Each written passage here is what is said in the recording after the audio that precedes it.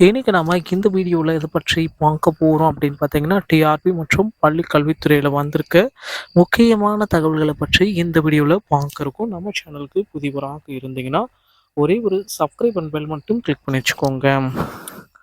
தமிழகத்தில் ஆசிரியர் நியமனத்தை குறித்து ஒரு முக்கிய செய்திகளும் வழக்கு 2013 வழக்கு தீர்ப்பு பற்றியும் இந்த வீடியோவில் முழுமையாக நம்ம பார்க்கலாம். ஆசிரியர் பணியிடங்களை நிரப்ப ஒரு புதிய ஆணை டெட் பதவி உண்டான ஒரு புதிய ஆணையை வெளியிட்டிருக்காங்க பள்ளிக்கல்வித்துறை. என்ன டெட் தகுதி தேர்வுக்கு ஒரு புதிய காலியட் பணியிட பட்டியல் வெளியிட்டிருக்காங்க, அதை பற்றி தான் இந்த வீடியோவில் முழுமையாக நம்ம பார்க்க இருக்கோங்க. ஆசிரியர் பணியிடங்களை நிரப்ப ஒரு புதிய அனுமதி தமிழகத்தில் இனி கிடைச்சாச்சு. தமிழ்நாட்டில் 1500 இடைநிலை ஆசிரியர் பணியிடங்களை நிரப்ப பள்ளிக்கல்வித்துறை அனுமதி வெளியிட்டாங்க. காலி பணியிடங்களை ஆசிரியர் தேர்வு வாரியம் மூலம் நிரப்ப தொடக்க கல்வி இயக்குனருக்கு உத்தரவை பிறப்பிச்சிட்டாங்க. ஸோ டெட் தேர்வு மூலமாக பார்த்தீங்கன்னா பேப்பர் 2 மூலமாக 1500 இடைநிலை ஆசிரியர் பணியிடங்களை நிரப்ப பள்ளி கல்வித்துறை ஒரு முக்கியமான முடிவுகளை வெளியிட்டிருக்காங்க. ஸோ இனி வரும் காலங்களில் உடனடியாக டிஆர்பி மூலம் 1500 ஆசிரியர்களை நீங்கள் எடுத்துக்கலாம் அப்படின்ட்டு பார்த்தீங்கன்னா பள்ளி கல்வி இயக்குனர் தொடக்க கல்வி இயக்குனருக்கு ஒரு முக்கிய தகவல் போயிடுச்சு.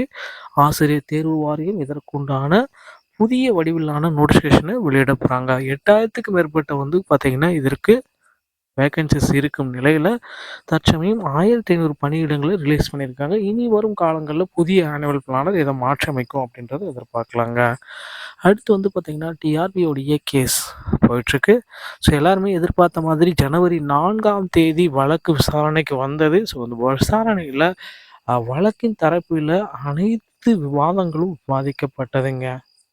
ஸோ டெட்டில் பார்த்தீங்கன்னா இந்த 2013 பேட்ச்க்கு பார்த்தீங்கன்னா பணி நியமனம் வழங்குவது குறித்து ஆலோசிக்கப்பட்டது. இதற்குண்டான கல்வி வல்லுநர்கள் எல்லாமே அடங்கிய மிகப்பெரிய அளவில் ஒரு குழு ரெடி பண்ணிகிட்ருக்காங்க.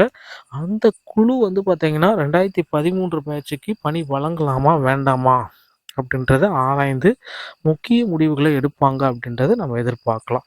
ஸோ இதோடைய தீர்ப்பு பார்த்தீங்கன்னா அடுத்த வாரத்துக்கு வரும் அப்படின்றது எல்லாருமே எதிர்பார்த்துட்ருக்காங்க. கண்டிப்பாக தீர்ப்பு டெட் ஆசிரியர்களுக்கு சாதகமாக வருவதற்கும் நிறைய வாய்ப்புகள் இருக்குது. பொறுத்து நம்ம பார்க்கலாம்.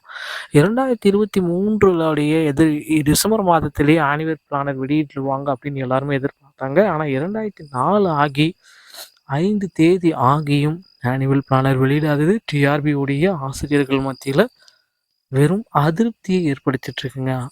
ஆசிரியர் தேர்வு வாரியம் அதன் நிலைத்தன்மையை இழந்தது அப்படின்னு கூட நம்ம சொல்லலாம்.